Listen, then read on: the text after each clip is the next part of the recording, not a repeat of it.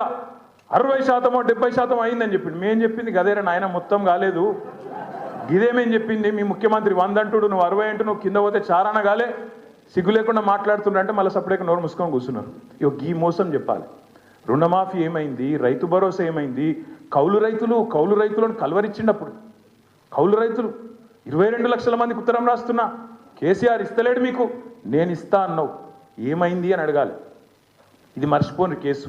ఈ కేసు నేను కొట్లాడతా, మనకు మంచి లాయర్లు ఉన్నారు, జోర్దార్ లీగల్ సెల్ ఉన్నది, ఆ కేసు సంగతి మేము చూసుకుంటాం. మీరు దాని గురించి మర్చిపోండి, దాని గురించి ఆందోళన చేయాల్సిన అవసరమో బాధపడాల్సిన అవసరమో లేనే లేదు. మీరు చేయవలసింది, మనం చేయవలసింది బీఆర్ఎస్ పార్టీగా తెలంగాణ ప్రజలకు ఒక రక్షణ కవచంలాగా నిలబడి ఈ సంవత్సరం మొత్తం ఈ మోసపూరిత కాంగ్రెస్ ప్రభుత్వం యొక్క భరతం పట్టే విధంగా ముందుకు పోదాం.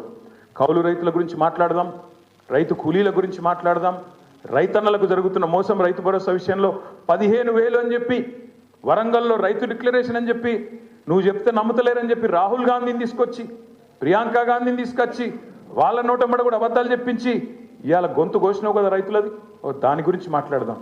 ఉద్యోగస్తులకు ఇవాళ భూమితోని సంబంధం కట్ చేస్తున్నావు.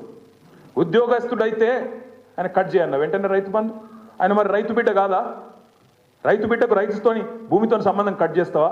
వాళ్ళ అమ్మనో నాయననో చేస్తున్నారు వ్యవసాయం, నీకేం నచ్చింది కట్ చేస్తా అంటాడు. రుణమాఫీ ఇవాళ ఎక్కడ కూడా ఏ ఊరికన్నా పోదాం, చారాననో 30 పైసలు అయింది, ఇంకా 70 పైసలు బాకీ ఉన్నాడు, చేస్తలేడు. అందులో కూడా మళ్ళీ కటింగ్లు పెడుతున్నాడు.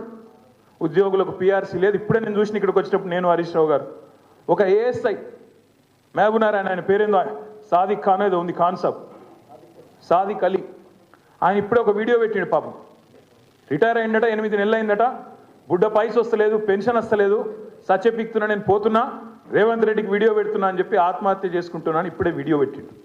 ఒక ఇట్లాంటి పరిస్థితి ఇలా పెన్షనర్ల పరిస్థితి గది, ఉద్యోగుల పరిస్థితి గిది. మళ్ళా ఇవాళ అన్నీ ఉండగానట మీదికెళ్ళి ఒక్క అమలు చేసింది లేదు ఒక్క హామీ. ఇప్పుడు హరీష్ రావు గారు ఒక మంచి మాట చెప్పినారు, అప్పులు అని తప్పుడు కూతలు కూర్చుండు. ఒక గది చెప్దాం. అప్పుల పేరిట చేసిన తప్పుడు ప్రచారం ఆనాడు మేడిగడ్డకు పర్రె పడ్డది అన్నాడు. మేడిగడ్డకు పర్రె, నేను మొన్న చెప్పినా మళ్ళీ చెప్తున్నా, మేడిగడ్డ ఈరోజు ఒక పెద్ద భూకంపం వస్తే కూడా తట్టుకొని బ్రహ్మాండంగా నిలబడ్డది. 28 లక్షల క్యూసెక్కుల వరద వస్తే కూడా తట్టుకొని నిలబడ్డది. ఇవాళ పడ్డది పర్రె మేడిగడ్డకు కాదు, నీ పుర్రెకు పడ్డది. నీకు బుద్ధి లేదు, నీకు ప్రభుత్వం నడుపుడు చేతనైతే లేదు, దాన్ని రిపేర్ చేసి యాసంగికి నీళ్ళు ఇచ్చే తెలివి లేదు. దాని మీద మాట్లాడదాం. యాసంగి పంటకు రైతులకు చివరికి అటు కిందికి కోదాడకు, సూర్యాపేటకు, తుంగతుర్తికి, మా డోర్నకల్కు అక్కడికి నీళ్ళు వస్తలేవన్న మాట గది మాట.